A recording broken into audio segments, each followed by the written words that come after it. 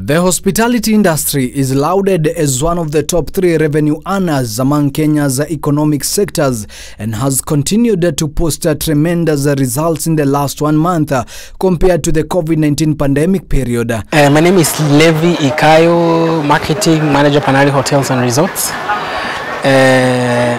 The hotel industry has been hard hit, I think, by this pandemic. The past 2 years has been really hard for us. Few kilometers from the Nairobi CBD along Mombasa Road and with the Nairobi National Park view sits the Panari Hotel, that is one of the many industry players in the hospitality industry that has learned a lot in the past 2 years considering the hard economic times in the country. But I think the local tourism has really helped us stay afloat in terms of business, in terms of accommodation, all the way to conferencing. We've really got a lot of support from local tourism as a hotel. As Panari Hotel, we're trying to stay afloat by, depending on our day-to-day customers, that is walk-in customer.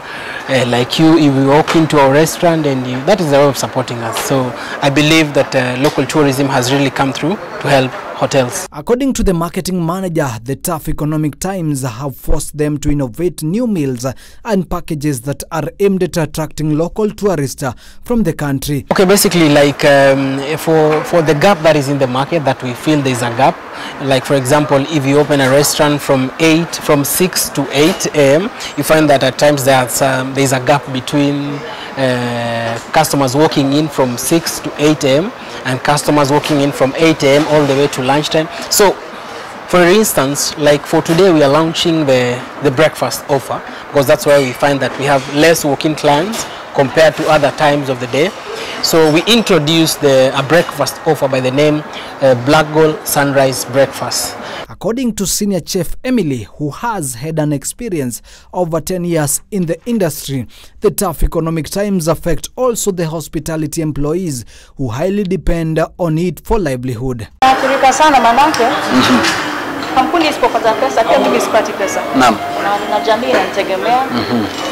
So pia mimi naathirika kivyangu. Naam. Kijamii.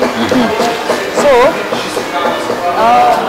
sote tunafaa tufaidike kwa yale tunayofanya. Naam. Manake sote tutapata riziki yetu hapa. According to key industry stakeholders, the industry previous years depended on foreign tourists, but with the new industry lessons, there is a need for new approach to attract local tourists for the industry. I believe that local tourism has really come through to help hotels in terms of supporting the businesses.